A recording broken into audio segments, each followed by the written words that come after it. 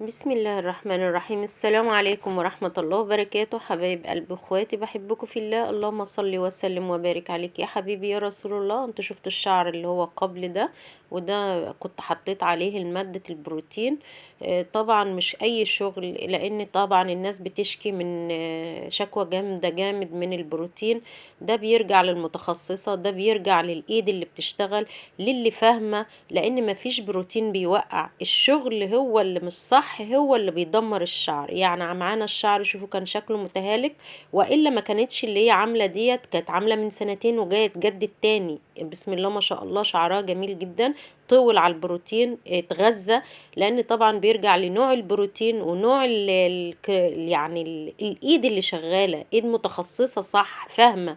مش اي حاجة وتحط لها اي حاجة. في شعر ضعيف، في شعر متهالك، في شعر مثلا يعني متحمل.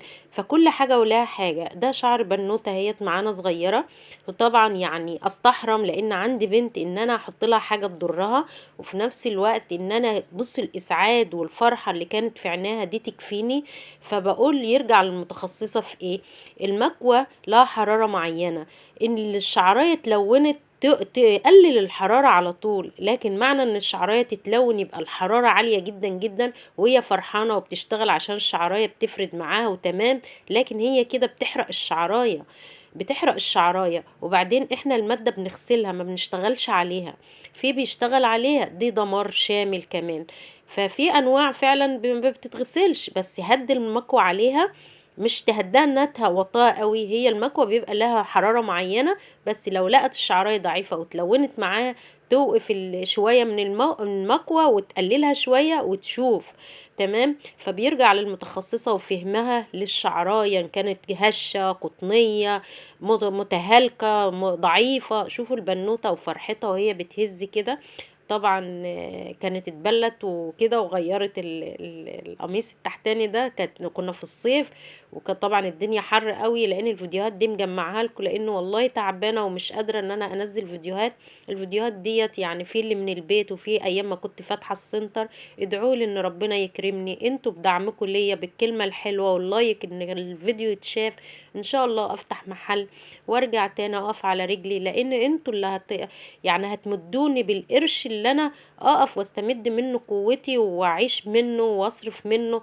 فبالتأكيد انتوا لكم الفضل هيبقى في ذلك.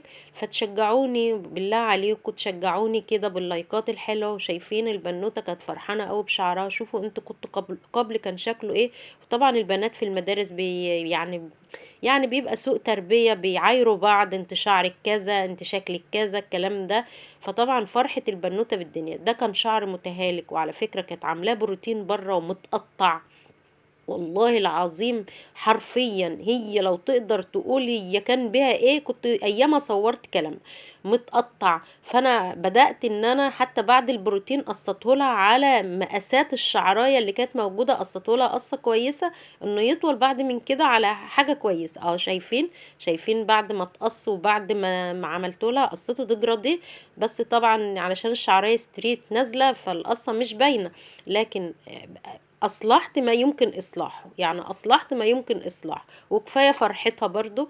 ودي كانت بنوته معايا كنت رايحه لها بيتهم برضو، لان انتوا عارفين ان انا مش فاتحه حاليا. وشوفوا بقى الشعرايه جميله جدا. كانت شعرايه نسيت اصورها لكم قبل، بس بجد بجد كانت متدمره. حرفيا كده كانت متدمره.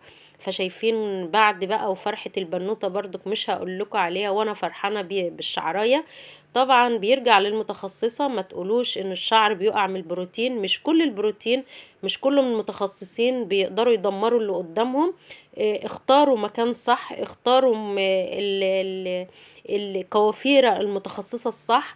فبالتأكيد هتحافظ على شعركم وهتديكوا حاجات ان انتوا تحافظوا عليه. وإلا ما كانتش العميلة تجيلي مرة واتنين وتلاتة وتكون عاملة من سنتين ومن سنة وحابة تجدد. ده انا ساعات اقول لها طب اصبري شوية على شعر. يعني لما بحس ان هي يعني ان الشعرايه مستحقيه انها تتمد قوه شويه، اقول لها استني شويه. لكن مش معنى كده انها متدمره، بالعكس بتجيلي تقول لي ده طولت، ده جميله جدا. فالحمد لله الحمد لله بيرجع يعني للكوافيره وفي شغلها. فما تظلموش البروتين، مش كل اللي بيعمل. اهم حاجة تروحوا مكان صح، مش واحدة لسه واخدة الخبرة من واحدة كانت واقفة معاها من يومين 3 او من شهر او من شهرين، ووقفت وعارفة بقى انه بيتوزع كده، بيتعمل بالمكوى كده وخلاص. لا، ما تسترخصوش. ده شعركم. وفي نفس الوقت يعني اهم حاجة المكان او المتخصصة وشغلها، وتتأكدي من اللي عملوا عندها شعرهم واقع، شعرهم كويس. يعني ما تروحيش كده وخلاص. ممكن تكون واحدة واخدة خبرة كده شهرين 3، قول 4 5 سنة، انه المادة دي بتتوزع كذا وبتتفرد. وهقول لكم ايه. السلام عليكم ورحمة الله وبركاته.